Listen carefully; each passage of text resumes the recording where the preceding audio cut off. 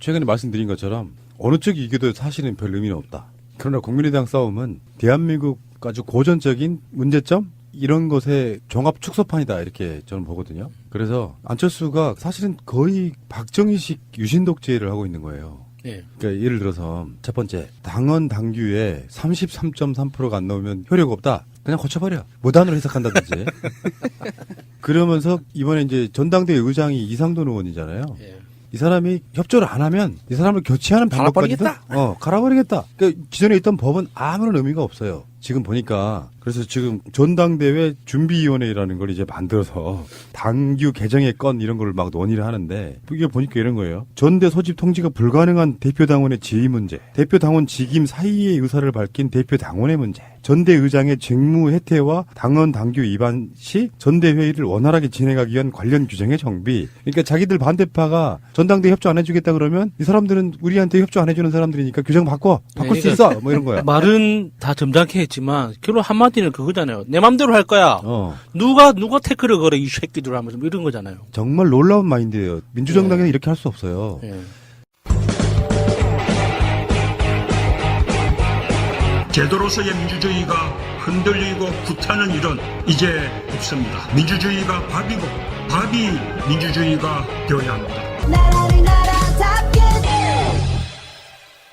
당 규정이 미비하거나 그래도 정해진 대로 해야 하는 게 맞죠. 그래야 뒤탈이 없는데 그러니까 이제 막 불도저식으로 막 밀어붙이니까 반대파 쪽에서는 그럼 우리 신당 창당 할 거야 하고 공식적으로 밝혔잖아요. 예. 신당 창당 할 거야 이렇게 된 거거든요. 근데 여기서 혜태라는 말이 정말 재밌다. 이거 좀 쉽게 좀 만들어주면 안 되나요? 혜태 이게 우리가 왜 그 파업을 할 때 실제로 법을 지키면서 하는 파업들 있죠. 태업. 네, 태업. 그러니까 태업 그게 바로 똑같은 말이 이게 좀 혜태거든요. 천천히 하는 거야. 느릿느릿 일부러 지연시키는 이런 의미로 말이에요. 정말 대단하신 분들이고요. 여기에 보면은 전에 그 이야기했던 것처럼 실제로 우리 정당 당원 많아라고 부풀리려다 보니까 페이퍼 당원, 유령 당원 실제로 이번에 투표율을 봐도 느껴지잖아요. 실제로 그렇게 막 민감한 사안이 있어가지고 사람들이 투표를 안 해. 이유는 반대해서라기보다는 반대해서 일부러 안 하는 사람도 있겠지만 실제로 내가 당원인지 모르는 사람들이 태반일 거라고 보는 거예요. 그러니까 아버지가 안철수를 지지해서 국민의당 가입했는데 온 가족이 다 가입돼 있는 거예요. 그런 케이스. 그거 많이 있어요. 저희 집에서도 집 앞에 세탁소에 엄마가 옷을 맡기러 갔더니 아줌마가 이거 하나 쓰고 가. 툭. 이게 뭔데? 그러니까 좋은 거야. 그래서 쓰고. 네. 그래서 엄마가 나 그런 거 안 써. 그러고 왔다고. 물론 지금 우리가 얘기한 유령당원 문제도 있지만 이것의 궁극적인 목표는 지난번에도 얘기했지만 그 3분의 1 당원 이 규정을 지키기 위해서 분모가 되는 전체 당원 숫자를 줄이기 위한 시도예요. 적게 와도 그렇지. 회의가 속개될 수 있도록 하기 위한 방법인 거죠. 그래서 10만 당원이었다 그러면 이게 아마도 5만이나 4만 정도로 줄어들지 않을까 싶어요. 그 이하로도 줄어들 수 있고요. 그러니까 고치려고 하는 법들 중에 의장이 전당대회를 안 열어주면 그거를 강제로 부의장이 승계하는 뭐 이런 방식으로 하겠다 이런 건데 부의장이 또 보니까 당대표랑 또 이렇게 친한 쪽 사람도 있고 뭐 이런 방식이고요. 근데 지금 이제 나올 말이 다 나온 것 같습니다. 저번에 박지원 의원이 안철수는 유승민의 아바타다. 이명박 아바타는 아닌 것 같은데 유승민 아바타요 이렇게 이야기하니까 근데 정동영 의원은 정말 이런 표현 썼어요. 이게 더 이상 어떻게 표현을 해. 한국 정치를 젖먹는 바이러스. 맞는 말이죠. 정동영 의원이 제가 지난 겨울에 국회에 갔었거든요. 견학. 네. 갔는데 거기 정동영 의원이 왔더라고요. 견학하는데. 유명정님 오신다는 얘기를 듣고. 그랬으면 얼마나 원도장 좋겠어요. 찍으려고. 얼마나 좋겠어. 막니까만은 전주에 있는 어머니의 아버님들 한 20분 정도가 이렇게 견학으로 오시는 거 이제 모시고 다니는 거예요. 자기 지역에. 그렇죠. 네, 지역구에서 올라오면은 어떻게든 네. 시간을 내서 네. 그 사람들의 입소문이라는 게 겁나 무섭거든요. 우리는 이제 몇백 명이 갔는데 민주당 지지자거든요. 그러니까 거기 와가지고 이제 정동영 의원이 막 설명을 해요. 여기는 본회의장이고 막 그러는데 우리 견학한 팀들이 뭐라 그러냐면 그래서 국민의당이 안 도와주잖아요. 그러니까 옛날엔 했잖아요. 지금 또 했잖아요. 뭐 이렇게 변명하는데 정동영 의원이 얘기한 거는 이 사람이 좀 뭐 국민의당에 가서 미운털이 막이긴 했지만 지금 이 말은 굉장히 좀 이게 그 핵심적인 단어예요. 이 바이러스다. 근데 안철수가 지금 하고 있는 행동을 보면 어떤 자기의 신념으로 움직인다기보다 누군가한테 쫓기는 듯한 느낌도 받아요. 도대체 왜 이렇게까지 무리하게 하는 걸까? 그건 답은 있죠. 그러니까 올해 6월 달에 있을 지방선거의 이 프로세스 중에 예. 지금 해내지 않으면 안 되는 것들이 때문에 밀어붙이는 거예요. 일정이 다 정해져 있으니까 무리하게 하겠지만 그래도 이거는 도가 지나친 것 같아요. 좀 심하지. 예, 그러니까 말이 이게 자기 말 안 들어준다고 규칙을 바꿔버리겠다는 이 발상 자체가 박정희식 그 발상이잖아요. 그런 거지. 이제 그 쉽게 이야기하면 새가 날아든다 게시판 관리 규정을 이렇게 작게 놨어. 근데 새로운 게 등장을 했네. 우리는 이제 거기에 하나 유도리가 좀 있죠. 상식선에서 봤을 때 여기 없는 거는 뭐 블라인드 할 수 있다고 이야기하지만 마음에 안 든다고 그걸 확 지워요. 그리고 다시 그 규정을 만들어. 그런 식으로 운영하면 뭐 안 되는 거거든. 그래서 규정이 계속 길어지죠. 우리만 또 못한 거예요. 어떤 개념 자체가. 그것도 국민의 세금으로 운영되는 공당이잖아요. 여기서 당헌 전에 그 헌법 얘기할 때도 헌이 이제 한 나라의 그게 헌법인 것처럼 당은 당헌이잖아요. 예. 네. 이념과 나아갈 길들을 설명해 놓은 그거에 기초해서 당규가 만들어지는 건데 당규를 이런 식으로 무단으로 바꿔가는 그런 방식으로 하니 호남권에 이제 지금 그 합당 반대파 국회의원들 입장에서는 속이 터지는 거죠. 야, 뭐 이런 XX가 다 있냐. 지금 그런 이야기가 나오고 있는 거예요. 사실은 예. 대놓고 이야기하면 황당하기 이를 데 없는 거거든요. 그렇죠. 이거 진짜 그 뭐 사석에서는 와, 이거 뭐 진짜 미친 새끼였구만 이런 이야기가 나올 만하죠. 그러면 만약에 다시 이야기해봐요. 대통령이 됐다면 어떻게 됐겠냐고. 글쎄요. 황당한 상황 뭐 엄청 많이 대통령이 벌어졌을 거예요. 됐으면 또 박근혜처럼 아무것도 안 했을 것 같은 느낌도 확 드네요. 에이, 그럴 사람 아니에요. 야당이 예를 들어서 지금, 그래, 좋아. 재미삼아 한번 해봅시다. 안철수 대통령이었다면, 안철수 치아야. 나 미치겠네. 나 프랑스 가서 안 왔어. 근데 난 그런 프랑스 갈 능력은 상황에서, 안 되는데 동남아라도 갈래. 그런 상황에서 야당들이, 이제, 뭐 청와대에서 나오는 여러 가지 발표문들, 뭐, 사이가 좋았으면 박지원이 뭐 비서실장도 하고 뭐 그럴 수도 있겠지만, 근데 상황들이 나오면 뭐라고 이야기하면, 박근혜가 그런 식이었거든. 국회를 통과 못할 것 같으니까 다 대통령 시행령으로 그냥 내리 꽂아버리는 거예요. 예. 그리고 국회가 무력화되는 거거든요. 가급적 그래서 국회를 존중해 주려고 하는 거예요. 그런 부분이 있는 건데 어쨌건 안철수는 좀 이 마인드는 좀 끔찍합니다. 이런 사람은 정치인으로서의 자질은 저는 없다고 보는 거예요. 기다려 줄 필요도 있고요. 정치권에 있어서의 승부는 질 수도 있는 거예요. 근데 가치관이 이렇게 가요. 한쪽은 그래도 추진력 있게 밀어붙이는 사람이 결국은 역사의 승자다라고 생각하는 마인드밖에 없기 때문에 그래요. 근데 나머지를 아예 존재 자체를 무시하고 정치 일정을 소화하기 시작하면 사실은 안철수보다 훨씬 더 정치적 비중이랄까 경험이 많은 국회의원들 입장에서는 이제 이가 갈리기 시작할 거라고 보는데. 진짜 이 안철수의 어떤 기업인으로 시작한 정치인의 전형 같은 거죠. 이 결과만 달성할 수 있다면 수단과 방법은 상관없다. 사실 정치에서는 수단과 방법이 정치적 메시지를 전하는 방법인 건데 그런 거 상관없이 수단과 방법은 상관없이 내가 원하는 것만 달성한다면 뭐든지 이런 너무 천박한 이 정치의식이 드러나는 거죠. 그 유성엽 의원이 한 말을 마지막으로 이야기하겠습니다. 잘못된 정치인을 우리 정치판에서 내쫓는 것이야말로 대한민국 정치 발전을 위한 정말 중요한 출발이 되리라고 본다. 어떠한 일이 있어도 이상돈 의장의 정확한 의사 진행을 통해 합당을 저지시키겠다. 합당을 저지시켜 안 대표를 정치판에서 영원히 사라지게 만들 것이다. 이 정도면 박수. 아니 근데 이게 내가 말했잖아. 유성엽이든 누구든 간에 적폐는 적폐인데 참 이건 정말로 이의제라고밖에 볼 수가 없네. 근데 이런 부분이 있어요. 앞으로 반문재인 연대라는 그런 비판으로 출발한 거거든. 이 두 당의 합당을. 그러면은 이 사람들이 탈당해 나와서 새로운 결사체를 만들어낸다고 해도 문재인 대통령이 이끄는 이 문재인 정부에 노골적으로 반대표 던지기 좀 힘들 거예요. 계속해서 그런 식으로 안철수에 반대를 한 거잖아요. 네. 네가 그러니까 뭐 우리 당 지지율 떨어지는 거 아니야. 우리 전 문재인 정부에 협조도 좀 할 건 하고 가자 이렇게 이야기를 명분상으로 한 거거든요. 네. 일단은 이 사람들 편 들어주는 게 저는 맞다고 생각합니다. 알겠습니다. 자, 서울은 미세먼지로 오늘 출퇴근 대중교통 무료였습니다. 인천 경기 여러분 메롱. 할 말 없습니다. 뭐 시장 잘 두는 것도 복이니까요. 그렇죠. 네. 그것도 복이에요. 저는 그 뉴스를 보면서 왜 서울만 저런 혜택을 보는데 이거는 보편적 복지에 어긋나는 건데 네, 대한민국이 이번 다 해야 기회로 되는데 박원순 시장 다음 이번 지방선거 때 경남지사 출마해야 된다고 봐요.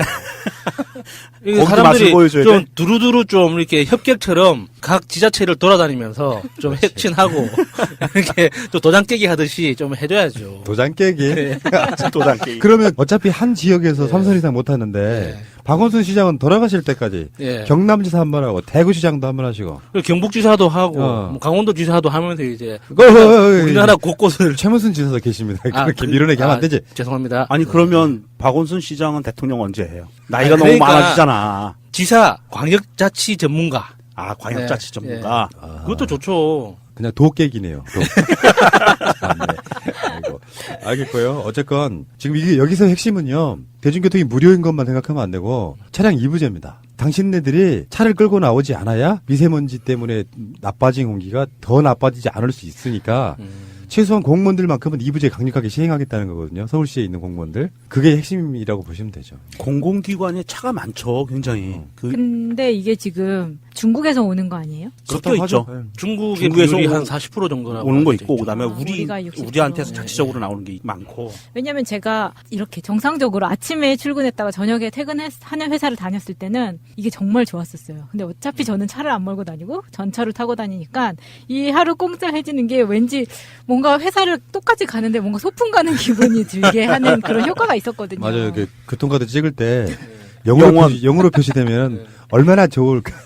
그걸 못 누렸네. 근데 이게 원래 대중교통을 타고 다니는 사람들은 그냥 또 대중교통을 탈 건데 차를 가지고 타고 다니는 사람들이 얼마나 대중교통으로 들어왔을까는 좀 의문이지 않나 싶어요. 그러니까 이게 상징성 때문에 그렇다고 봐요. 그러니까 실제로 얼마나 효과가 있냐 이런 것보다 차를 끌고 나오지 않게 만들어주면서 왜? 공짜인데? 라는 이야기가 분명히 나올 거 아니에요. 그러면 이제 차들을 끌고 나오지 않는 부분들이 계속 이야기가 되면서 실제로 미세먼지의 책임이 중국에만 있는 건 사실 아니잖아요. 네. 내가 끌고 있는 차에도 분명히 있을 거고 내가 옛날에 그 어떤 놈하고 내가 그런 논쟁이 붙은 적이 한 번 있었네. 어린 놈이었는데 가끔씩 그런 논쟁 좋아해요. 야 내려와 봐봐. 나랑 이야기 잠깐만 하자 하고 토론을 하는 거예요. 고등학생, 대학교 1학년짜리였나? 어째 실수로 이제 그때가 겨울이고 막 그래가지고 창문이 다 닫혀 있을 걸 예상하고 막 아주 힘든 일이 있어서 집 앞에 계단에 앉아가지고 담배를 피고 있는데 바로 2층에 있는 놈이 아저씨 담배 좀 꺼주세요 했는데 말투가 너무 건방졌어요.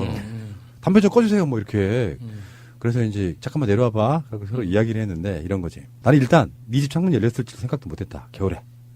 그냥 일단 피웠다. 하지만 담배 연기가 들어갔다면 미안해. 두 번째는 담배 연기가 나쁜 것만 알고 있는 거예요. 이 친구는.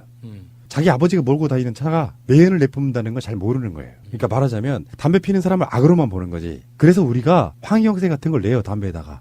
그렇죠. 네, 그런 관점이 있는 거야. 그래서 담배 피는 사람을 적으로만 보지 말고 네 아버지가 몰고 다니는 차에도 똑같은 방식으로 매연을 내뿜는데 담배 피는 사람만을 적으로 보고 이야기하는 건 좀 그렇다 이런 얘기를 한 적이 있어요. 그리고 나서 한 일주일 후에 다시 만났는데 굉장히 반갑게 악수를 하더라고요. 아니 인사를 하더라고요.